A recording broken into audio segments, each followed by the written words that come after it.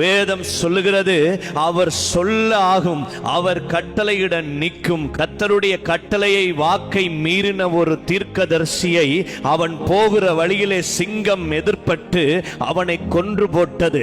ஆனால் அவன் பிரேதத்தை அது தின்னவும் இல்லை, அந்த தீர்க்கதரிசி போன கழுதையை முறித்து போடவும் இல்லை, அந்த பிரேதத்தை காவல் காத்து கொண்டு இருந்தது என்று அவர் சொல்ல ஆகும், அவர் கட்டளையிட நிற்கும். கடந்த நாட்களிலே பார்த்திருந்தோம், இந்த யெரொபெயாமால் உருவாக்கப்பட்ட பலிபீடம் வெடித்து சிதறி சாம்பலாய் போனது. இந்த பலிபீடத்தை எச்சரிப்பதற்கு கர்த்தர் யூதேயாவில் இருந்து பெத்தேலுக்கு ஒரு தீர்க்கதரிசியை அனுப்பி பேசினார். அந்த தீர்க்கதரிசி பலிபீடத்தை எச்சரித்துக் கொண்டிருக்கிற பொழுது யெரொபெயாம் அவனை பிடிக்கும்படிக்கு அவன் மேல் கோபப்பட்டு தன் கையை நீட்டுகிற பொழுது நீட்டப்பட்ட யெரொபெயாமின் கைகள் முடக்க கூடாதபடி மரத்து போயிற்று. எனக்கு பிரியமானவர்களே, கர்த்தரால் அபிஷேகம் பண்ணப்பட்ட மனுஷனுக்கு விரோதமாய் நம்ம கரத்தை நீட்டுறதுல ஜாக்கிரதையா இருக்கணும். தாவீதுக்கு எத்தனையோ சந்தர்ப்பம் வந்தது சவுலுக்கு விரோதமாய் கை நீட்டுவதற்கு.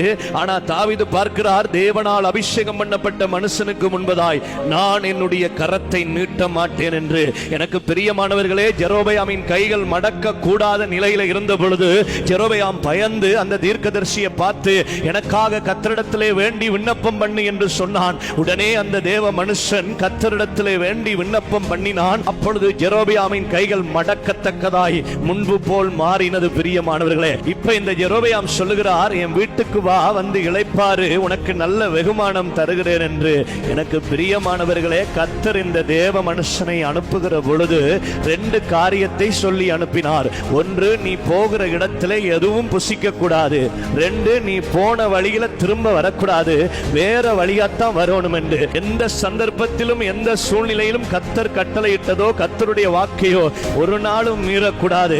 அவனும் அப்படியே சொல்லி திரும்பி வேறு வழியாய் தன்னுடைய இடத்துக்கு திரும்பினான். திரும்புகிற பொழுது அந்த ஊர்ல அந்த பட்டணத்துல ஒரு வயசு போன தீர்க்கதரிசி இருக்கிறார். அந்த தீர்க்கதரிசிக்கு தன்னுடைய பிள்ளைகள் நடந்த காரியங்கள், இப்படி பலிபீடம் எச்சரிக்கப்பட்டதும் யெரொபெயாமின் கைகள் முடக்க முடியாதபடி இருந்ததும் மறுபடியும் முடக்கப்பட்டதும் ஒரு தேவ மனுஷன் வந்த செய்தியை அதே ஊர்ல இருந்த ஒரு வயசு போன தீர்க்கதரிசிக்கு பிள்ளைகள் சொன்ன பொழுது அந்த தீர்க்கதரிசியை எப்படியாய் பார்க்க வேண்டும் என்று சொல்லி இந்த வயசு போன தீர்க்கதரிசி கழுதை எடுத்துக்கொண்டு பின்னாகவே அவன் போன வழியாய் துரத்தி மனை கண்டுபிடிக்கும்படி ஓடுகிறான். பிரியமானவர்களே, இப்ப அந்த யூதேயாவிலிருந்து வந்த அந்த தீர்க்கதரிசி இளைப்பாறுவதற்கு கர்வாலி மரத்தின் கீழே உட்கார்ந்திருக்கிற பொழுது இந்த வயசு போன தீர்க்கதரிசி அவனை சந்தித்து, என் வீட்டுக்கு வந்து அப்பம் புசியும் என்று அவனை வேண்டிக் கொண்டான். மறுபடியும் அந்த யூதேயாவிலிருந்து வந்த தீர்க்கதரிசி சொன்னான், கர்த்தர் எனக்கு ரெண்டு காரியம் சொல்லி இருக்கிறார். ஒன்று, போற இடத்துல புசிக்க கூடாது, ரெண்டு, போன பாதையில திரும்ப வரக்கூடாது என்று.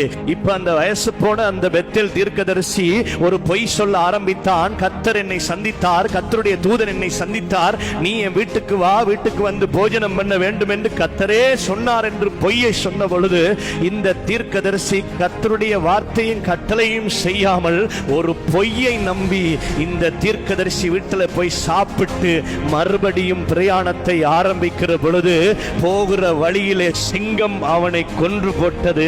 ஆனா அவன் பிரேதத்தை தின்னவும் இல்லை, அவன் போன கழுதையை முறித்து போடவும் இல்லை. ஒரு சிங்கம் கர்த்தர் சொன்னதை அப்படியே செய்தது.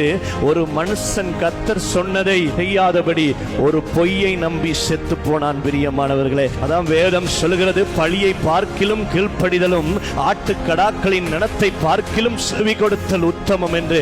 ஆதியிலே பாவம் ஆரம்பிக்கப்பட்டதே கீழ்ப்படியாமையினாலே. இன்றைக்கு கர்த்தர் நம்முடைய வாழ்க்கையில எதிர்பார்க்கிற காரியம் என்ன தெரியுமா?